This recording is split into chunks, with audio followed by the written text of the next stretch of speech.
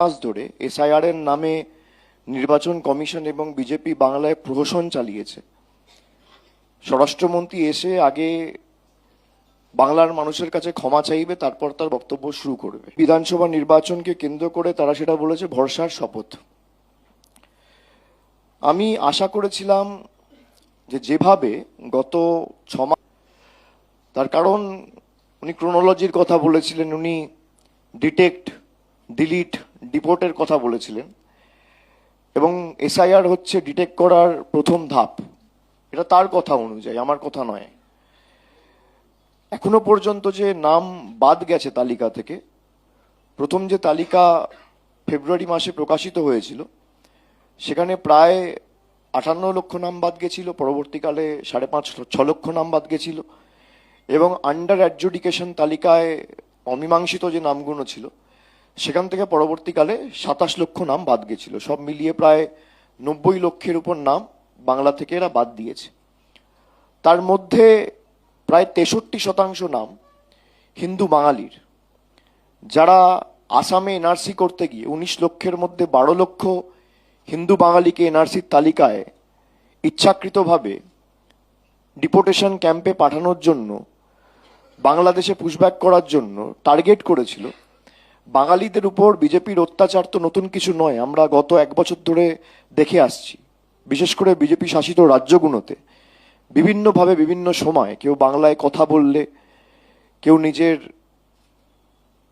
পছন্দের খাবার খেলে, কেউ বাড়িতে বাংলা ভাষায় কথা বললে, এমনকি আসামের মুখ্যমন্ত্রী প্রকাশ্যে আপনারা দেখেছেন বলেছে যে বাংলায় যদি কেউ কথা বলে তাকে জেলে ঢুকিয়ে দাও, তাকে অ্যারেস্ট করো। এবং যে নেতাগুলো বাঙালিদের বিরুদ্ধে এই কথাগুলো বলেছে বিগত দিনে, তাদের সবাইকেই প্রায় বিজেপি পুরস্কৃত করেছে। তাদের বিরুদ্ধে কোনো দলীয় স্তরে ব্যবস্থা বা কোনো রকম কোনো ব্যবস্থা বিজেপি নেয়নি।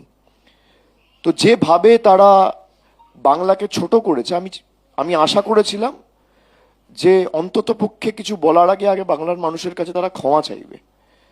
সেটা না করে তিনি প্রকাশ্যেই আজকে কার্যত স্বীকার করেছেন যে বিজেপি যদি বাংলায় ক্ষমতায় আসে তাহলে বাংলা দিল্লি এবং গুজরাট থেকে পরিচালিত হবে। এটা আপনারা সবাই দেখেছেন, উনি নিজেই বলেছেন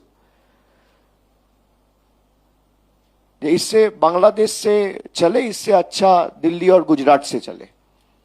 তার মানে কলকাতা বাংলাদেশে, উনি নিজেই তো বলেছেন এটা। বাংলাকে যদি বাংলাদেশের দৃষ্টিভঙ্গি দিকে কেউ দেখে, দেশের প্রধানমন্ত্রী দেখে, দেশের স্বরাষ্ট্রমন্ত্রী দেখে। এটা আমরা বিগত দিনে একাধিকবার বলেছি। বাংলাকে যদি বাংলাদেশ পরিচালিত করে তাহলে দিল্লিতে শেখ হাসিনা কি করছে? ওনার জবাব আছে? 1.5 বছর ধরে শেখ হাসিনাকে নরেন্দ্র মোদীর সরকার কি কারণে আশ্রয় দিয়েছে? কোন শিল্পপতিকে বাঁচানোর জন্য? শেখ হাসিনার স্ট্যাটাস কি? তিনি কি অনুপ্রবেশকারী না শরণার্থী? অমিত শাহ জবাব দিতে পারবেন? তার সংকল্পপত্র এবার দেখলাম সোনার বাংলা কথাটা কোথাও নেই। তার কারণ তারা হয়তো ধরে নিয়েছে যে বাংলা সোনার বাংলায় পরিণত হয়েছে। এতদিনে অনেকবার এসছে, তো অতীতেও অনেকবার আসার অভিজ্ঞতা হয়েছে বাংলায় গত 5 বছরে, বিশেষ করে গত 6 মাসে নির্বাচনের সময়। তো যাই হোক, তারা বেশ কিছু কথা বলেছেন এবং কিছু প্রতিশ্রুতি দিয়েছেন বাংলার মানুষের সামনে। সেখানে সংবাদ মাধ্যমের প্রতিনিধিরা যারা ছিলেন তারাও কিছু প্রশ্ন করার সুযোগ পেয়েছিলেন।